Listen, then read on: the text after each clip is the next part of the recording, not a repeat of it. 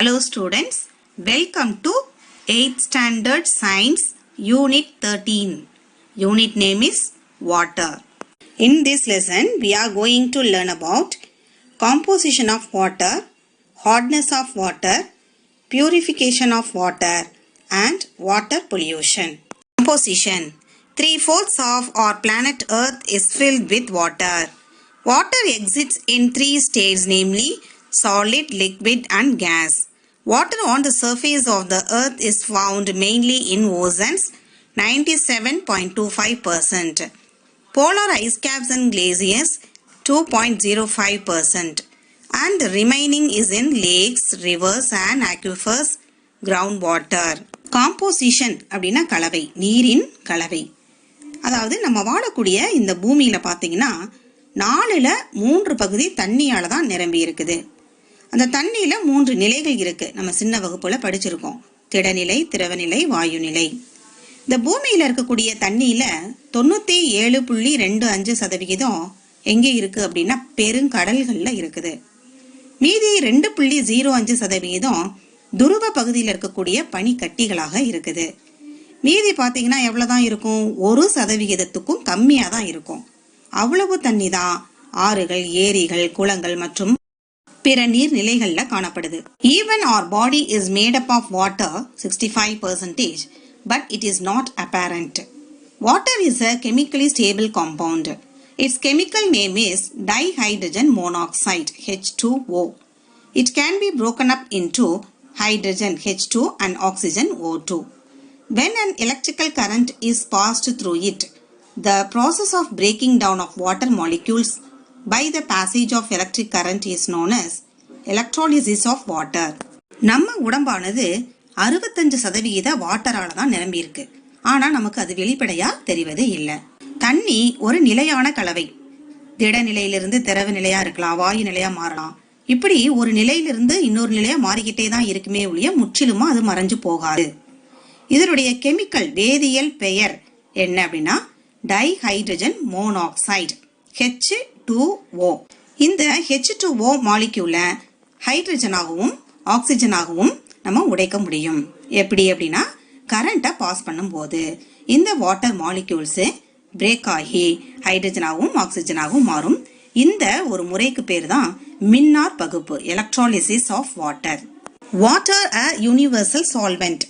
A solvent is a substance which dissolves other substances solute. For example, in a salt solution, water is the solvent and salt is the solute. Water has a unique property to dissolve more substances than any other solvents. It can dissolve solids such as salt and sugar, liquids such as honey and milk, and gases such as oxygen and carbon dioxide in it. Therefore, it is called as universal solvent.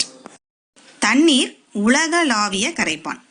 கரைப்பான் அப்படின்னா ஒரு பொருளை கரைக்கக்கூடிய தன்மை கொண்ட ஒரு பொருளுக்கு பேர் தான் கரைப்பான்னு பேரு.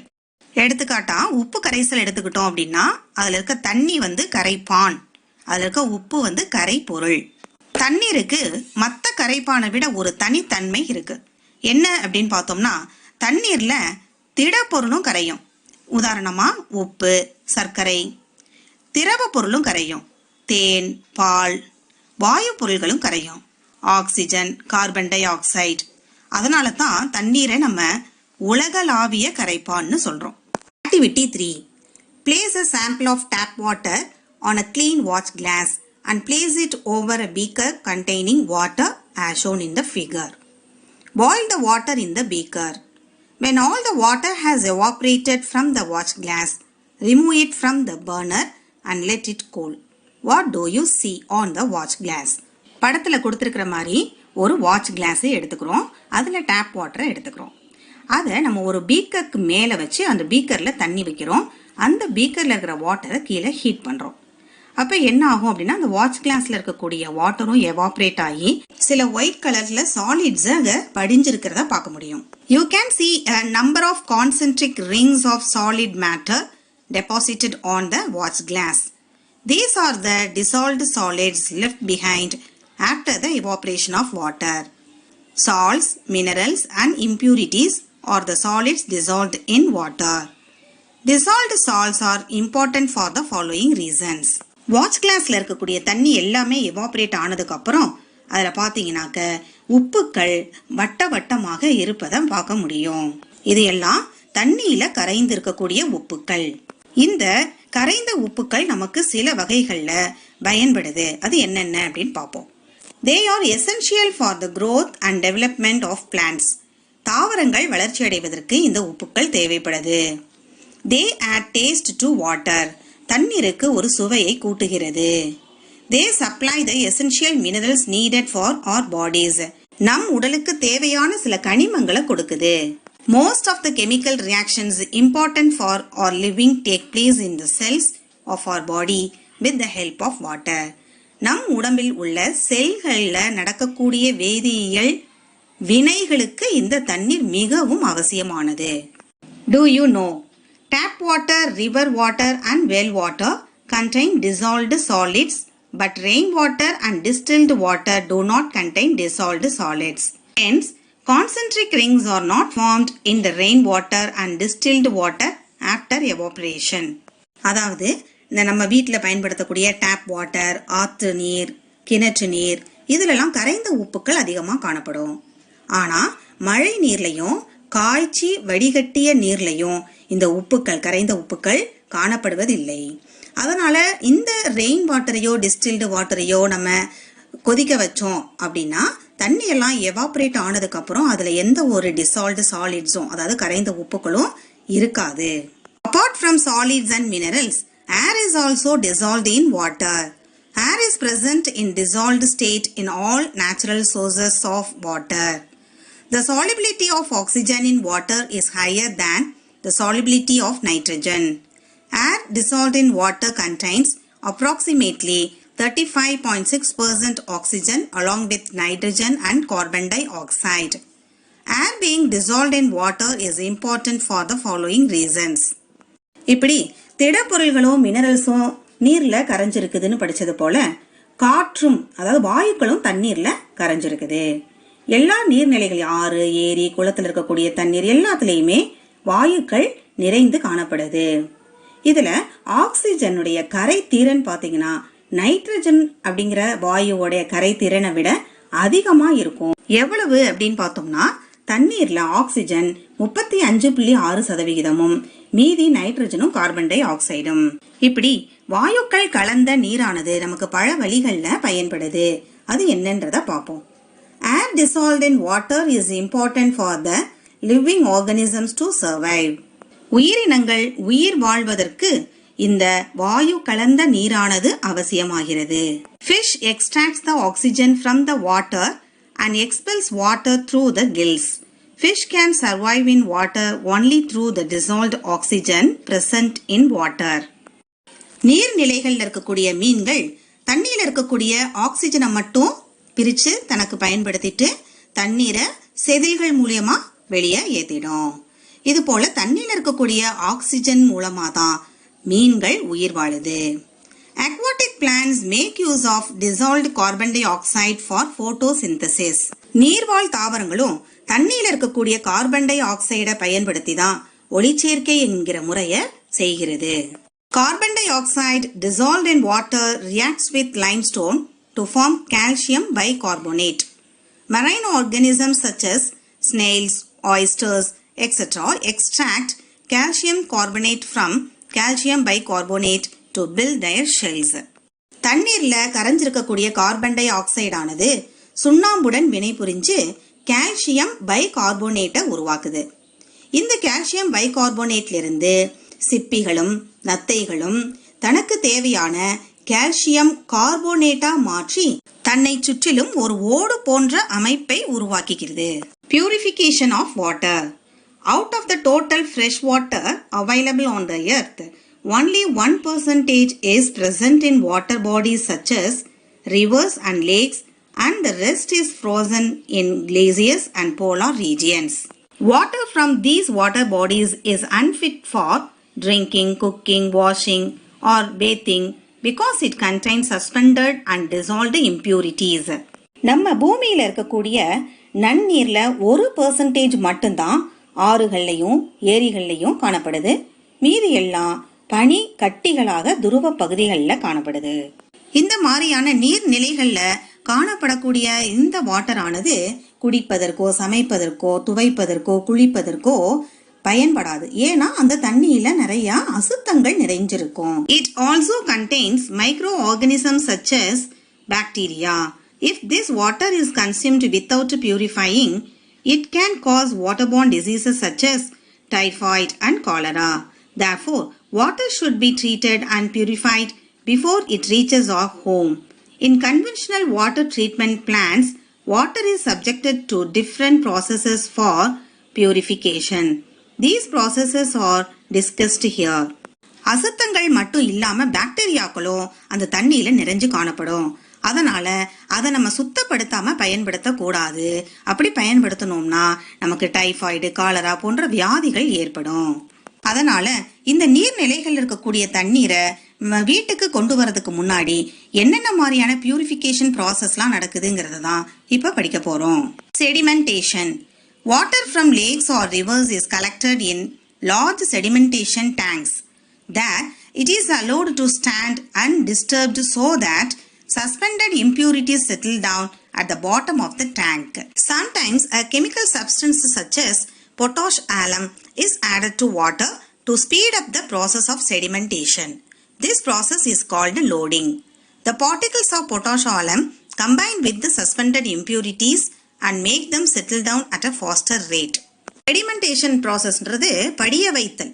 அதாவது இந்த லேக்லையும் ரிவர்லையும் இருக்கக்கூடிய வாட்டர் எல்லாத்தையும் நம்ம நிறைய எடுத்துட்டு போய் ஒரு செடிமெண்டேஷன் டேங்க்ல ஃபில் பண்ணிட்டு அந்த தண்ணியை எந்த ஒரு டிஸ்டர்பும் பண்ணாம விட்டுட்டோம் அப்படின்னா அந்த தண்ணியில இருக்கக்கூடிய தூசி துகள்கள் எல்லாம் கீழே போய் படிஞ்சிரும்.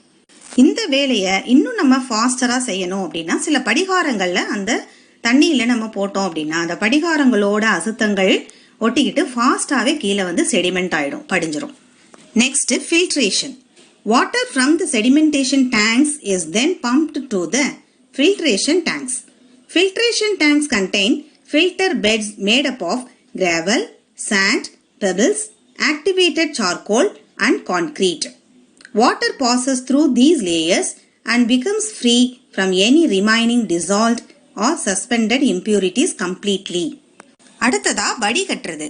செடிமெண்டேஷன் டேங்க்ல இருந்து ஃபில்ட்ரேஷன் டேங்க்குக்கு தண்ணியை நம்ம புஷ் பண்ணி எடுத்துட்டு போறோம். அந்த ஃபில்ட்ரேஷன் டேங்க்ல சரளை கற்கள், மணல், கூழாங்கற்கள், கரிக்கட்டைகள் இதெல்லாம் ஒவ்வொரு லேயரா வச்சு தண்ணியை நம்ம அந்த ஒவ்வொரு லேயருக்குள்ளாரையும் பாஸ் பண்ணும்போது தண்ணியில இருக்கக்கூடிய கரைந்த மற்றும் மிதக்கக்கூடிய அசுத்தங்கள் எல்லாமே கம்ப்ளீட்டா தண்ணியிலிருந்து நீங்கிடும். Sterilisation. The filtered water is treated chemically to remove the remaining germs or bacteria. This process is called sterilization. The chemicals that are used in this process are chlorine and ozone. The water from filtration tanks is pumped into chlorination tanks, where chlorine is added to remove harmful bacteria and other germs. The process of adding chlorine in adequate amounts to water is called chlorination. Ozonization is a process in which water is treated with ozone gas to kill the germs present in it. அடுத்ததா தூய்மைப்படுத்துதல். இந்த filtration டேங்க்ல இருந்து தண்ணியை நம்ம வேதியியல் முறையில அதுல இருக்கக்கூடிய ஜெர்ம்ஸ்களையும் கிருமிகளையும் பாக்டீரியாக்களையும் ஒழிப்பது தான் ஸ்டெரிலைசேஷன், தூய்மைப்படுத்துதல். ஃபில்ட்ரேஷன் டேங்க்ல இருந்து வாட்டரை நம்ம என்ன செய்யறோம், குளோரினேஷன் டேங்க்குக்கு கொண்டு போறோம். அங்க தேவையான அளவு குளோரினை சேர்த்து அந்த தண்ணியில இருக்கக்கூடிய ஜெர்ம்ஸ் எல்லாத்தையும் நம்ம அழிக்கிறோம். இதுக்கு பேர் தான் குளோரினேஷன். அடுத்த ப்ராசஸ் ஓசனைசேஷன். இந்த ப்ராசஸ்ல ஓசோன் கேஸை அந்த வாட்டர்ல நம்ம செலுத்தும் போது அதுல மீதி இருக்கக்கூடிய எல்லா ஜெர்ம்ஸுமே அழிஞ்சு போயிடுது. The sterilization of water can also be done by exposing it to air and sunlight. Oxygen from the air and sunlight destroy the germs present in water. Aeration is the process in which air under pressure is blown into filtered water. This also helps to kill the germs. இந்த sterilisation ப்ராசஸை காற்று மற்றும் சூரிய ஒளி மூலமாகவும் செய்யலாம். காற்றுலையும் சூரிய ஒளியிலையும் இருக்கக்கூடிய ஆக்சிஜன் இந்த தண்ணியில இருக்கக்கூடிய ஜெர்ம்ஸை அழிக்கக்கூடியது. எரேஷன் அப்படிங்கிற ப்ராசஸ் மூலமாகவும் காற்றை ஒரு குறிப்பிட்ட அழுத்தத்துக்கு நம்ம வடிகட்டிய நீர்ல செலுத்தும் போது அந்த வடிகட்டிய நீர்ல இருக்கக்கூடிய germs அழிந்து போகும். Hardness of water. We use soaps and detergents to wash clothes. They form lather with water that quickens the process of removal of dirt from the clothes. Water contains a number of dissolved salts and minerals. When these salts are present in very small quantities in water, it is called soft water. In this water, soaps or detergents form lather easily. நீரின் கடினத்தன்மை. தண்ணியில நம்ம சோப்போ washing பவுடரோ போடும்போது அதுல ஏற்படக்கூடிய ஒரு நுரையானது நம்ம துணியில இருக்கக்கூடிய அழுக்குகளை ஈஸியா ரிமூவ் பண்ணிடும். தண்ணியில கரைந்த உப்புகளும் தாதுக்களும் குறைந்த அளவுல தான் இருக்கும். இந்த தண்ணிக்கு பேரு தான் சாஃப்ட் வாட்டர். இதுல நம்ம சோப்போ டிடர்ஜென்ட்டோ போடும்போது ஈஸியா நுரை ஏற்படும். Sometimes minerals and salts are present in water in such a large quantity that soaps or detergents form a thick precipitate called scum instead of forming lather. This makes the removal of dirt further difficult. Such water is called hard water. Hardness of water is due to the presence of dissolved salts of calcium and magnesium. Hardness may be temporary or permanent. Temporary hardness is due to the presence of carbonate and bicarbonate salts of calcium and magnesium, and permanent hardness results due to the presence of chloride and sulfate salts of calcium and magnesium. தண்ணியில தாதுக்களும் உப்புகளும் மிக அதிக அளவுல இருக்கும்போது நம்ம சோப்போ டிடர்ஜென்ட்டோ போடும்போது நுரை ஏற்படுத்துவதற்கு பதிலாக கரைகளை ஏற்படுத்திடும். இதனால நம்ம க்ளோத்ல இருக்கக்கூடிய அழுக்குகளை ரிமூவ் பண்றது மிகவும் கடினமா போயிடும். இந்த வாட்டருக்கு பேர் தான் ஹார்ட் வாட்டர். இந்த மாதிரி நீர் கடினத்தன்மையா ஆகிறதுக்கு காரணம் கால்சியம் மெக்னீசியம் உப்புக்கள் தண்ணியில கரைஞ்சிருக்கிறது. இந்த நீரின் கடினத்தன்மைங்கிறது தற்காலிகமாக இருக்கலாம், நிரந்தரமாகவும் இருக்கலாம். தற்காலிகமான ஒரு கடினத்தன்மை உள்ள தண்ணினா அதுல என்ன கலந்துருக்கும்? கார்பனேட் அல்லது bicarbonate of calcium and magnesium. இதுவே நிரந்தர கடினத்தன்மை உள்ள தண்ணீர்ல என்ன கலந்துருக்கும் அப்படின்னா கால்சியம் மெக்னீசியத்தையுடைய குளோரைடோ சல்ஃபேட்டோ, அதாவது கால்சியம் குளோரைடு கால்சியம் சல்ஃபேட்டு அல்லது மெக்னீசியம் குளோரைடு மெக்னீசியம் சல்ஃபேட்டு தண்ணியில் கலந்துருந்தா அந்த தண்ணி மிகவும் கடினத்தன்மையாக பெர்மனண்டாகவே இருந்துடும். Water pollution. Contamination of water bodies as a result of human activities is known as water pollution. Contamination of water bodies occur when harmful substances such as chemicals, sewage and waste are released into them. It produces physical, chemical and biological change in the quality of water. It degrades the water quality and renders it toxic to living organisms. Drinking polluted water has serious negative effects on human health. நீர் மாசுபாடு. மனிதனுடைய சில செயல்கள்னால தான் நீர்நிலைகள் மாசுபாடு அடையுது. கழிவு பொருட்கள், வேதிப்பொருள்கள், கழிவுகள் இதை எல்லாத்தையும் தண்ணியில கலக்கிறதுனால தான் நீர் மாசுபாடு அடையுது. இதனால தண்ணியினுடைய தரமானது மிகவும் குறைவாயிடுது. இது தண்ணீர வாழக்கூடிய உயிரினங்களுக்கு விஷமாகவே மாறிடுது. இந்த மாதிரி மாசுபாடுடைய தண்ணியை நம்ம குடிக்கும் போது நமக்கு எதிர்மறை விளைவுகள் ஏற்படக்கூடிய வாய்ப்புகள் உண்டு. Okay children, in this water lesson we have learnt about composition of water, purification of water, hardness of water and water pollution. This water lesson is over. Thank you children.